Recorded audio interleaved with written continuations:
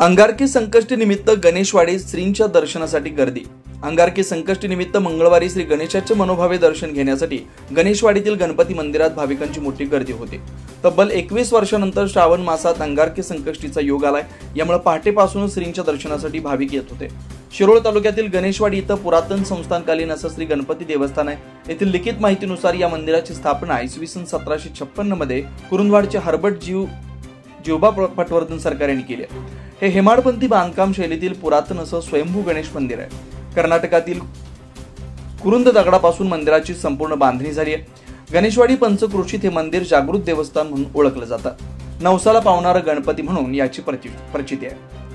एक अंगारकी संकष्टी केल्यात वर्षातील 12 संकष्टींचं फळ मिळतं अशी श्रद्धा आहे। तसेच जे संकष्टी सुरू करणार असतात ते अंगारकी संकष्टीपासून सुरू करतात, यामुळे या संकष्टीत एक आध्यात्मिक महत्व आहे। गणेशवाडी इथं प्रत्येक संकष्टीला श्रींचं दर्शन घेण्यासाठी गणेश भक्तांची मोठी गर्दी असते। कोल्हापूर, सांगली जिल्ह्यासह कर्नाटकातील गणेश भक्त इथं श्रींचं दर्शन घेण्यासाठी येतात, तर काही भाविक चक्क पायी चालत येतात। अंगारकी संकष्टी निमित्त मंगळवारी सकाळी 6 ते 12 वाजेपर्यंत नित्यपूजा व अभिषेक विधी झाला। दुपारी 12:30 वाजता महापूजा झाली। यावेळी मंदिरातील पुजारी अमोक काने व गजानन काने यांनी श्रींच्या मूर्तीभोवती सुरेख अशी पानपूजा मांडली होती। सायंकाळी 7:30 वाजता आरती व मंत्रपुष्पांजली म्हणण्यात आली।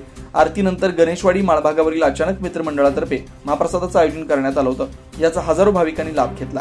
दरम्यान गणेशवाडी गावभागातील संभाजी घोरपडे भजनी मंडळाकडून दुपारच्या सत्रात भजनाची सेवा रुजू करण्यात आली। अंगारकी संकष्टी निमित्त मंदिराच्या सभोवताली रंगीबेरंगी रांगोळी काढून मंदिराला विविध फुलांचं तोरण बांधलं होतं।